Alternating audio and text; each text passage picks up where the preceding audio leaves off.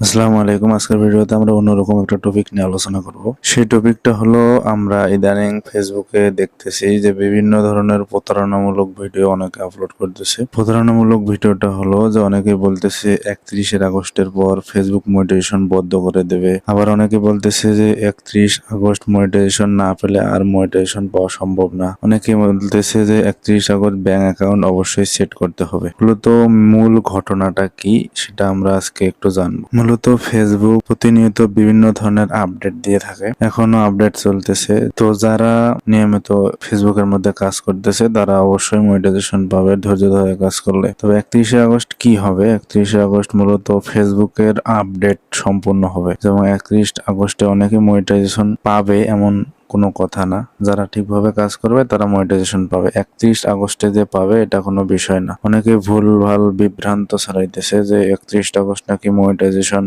শেষ দিন, 31 আগস্টের পর আর কেউ নাকি মনিটাইজেশন পাবে না। এই ধরনের ভুলভাল তথ্য অনেকে ছড়াইতেছে। তো মূলত বিষয় সেটা না।